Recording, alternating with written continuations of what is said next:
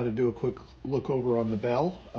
We've got obviously a very big dent right here, and a few underside dents, and then of course the bell flare has been damaged. So we're just going to start off by knocking that rim back into shape, roughly, and pull it down.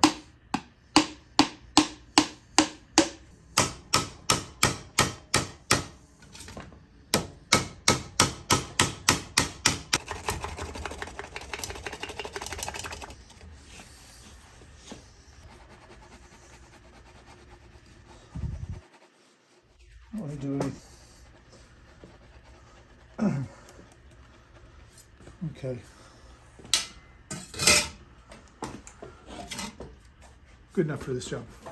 The thickness of the wall is about 20 thousandths, give or take. So 507, take it up a couple. 524, let's go with that. So we don't want it to be in this area. We want to actually be kind of down in this neck of the woods so that we can push this ball by. But because this is so deep, we don't want to use that size of a ball. We want to go down considerably smaller so that we can start raising this dent.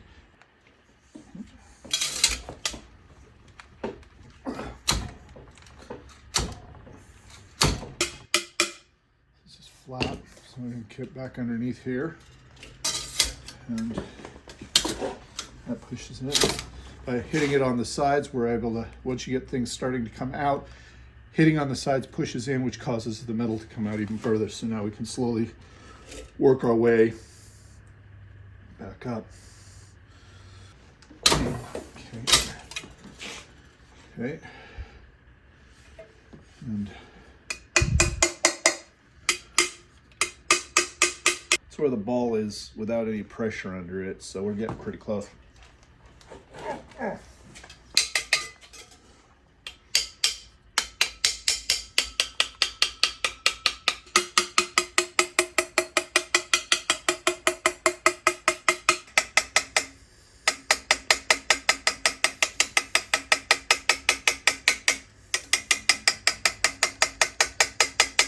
So what are we doing now?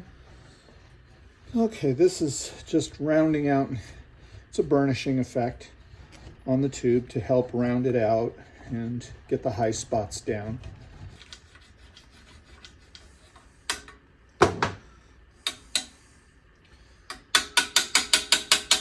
Okay, now I'm starting to work on the bell stem. We've already gotten the crook dedented. We got those big ugly dents out of there. And so it's relatively where we want it to be. It needs a little bit of freshening up here and there. But now we're working on the stem, and we're going to work our way forward to the bell throat. We don't want it to be tight on the mandrel, so we're using our larger tapered mandrel, and it goes all the way back here, but it is loose. And so we have to kind of straighten a few things out. Bell stem was a bit bent. We're not trying to cram this over. This mandrel does not fit tight. It floats, because what we want to do is work at the high spots. The low spots of the dent will rest on the mandrel. We're just taking those folds and we're knocking those down, whether it's through hammering with a mallet, burnishing, or using asbakis and the hammering blocks. So kind of a dent that was pretty bad. We've gotten it softened out, but it's still not quite right. And it has a lot of wrinkles in the depth of it. So I'm just going to go over it with asbakis because it's a taper wedge and it has a very flat spot. It's only going to push down at the high spots. Okay, now we can go on it and we can just kind of smooth things out. You can also use a ring burnisher, or horseshoe burnisher, call it,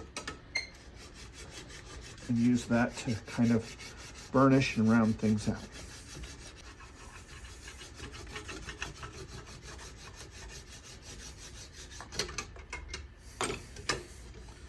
So far, so good.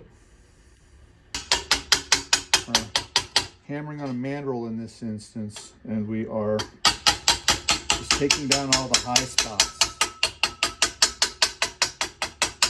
and just press them down. Now, when we filled this with Cerin, one of the things that a lot of folks don't do is they do not quench it in water. Cerin, if you let it air cool, will get hard. It will be really, really, really hard. And if you try to bend a tube with Cerin in that's been air cooled, it'll snap and it'll destroy the part. You must, without fail, you must cool it. And it has to go into the water, cold water preferably, and leave it in there for half hour, 40 minutes. You don't have to leave it in there that long, but I do just because, well, reasons. Anyway, that is the thing about Cerin. If you do not do that, it will be too hard to work, and you can destroy the part that you're working on. And even what we're doing here, blocking, it'll be too hard, and the metal won't yield. You need the Cerin has to yield to the hammering, or it doesn't work. All it does is damage the tube. So that's pretty much one of those things that is an absolute must. Not a kind of sorta. You must cool the Cerin and let it soak, because it does not give up its heat rapidly. It'll reheat if you take it out too soon because the core is still hot. It is not like a lot of other metals. It behaves very strangely, and it has a weird expansion-contraction ratio with the metal that the tube is made out of itself. And so things can shrink, and then the Cerin can re-expand and rupture the tube. So you don't want to play games with this stuff. Get it in the cold water, and we'll leave it in the cold water. Go have a lunch or something.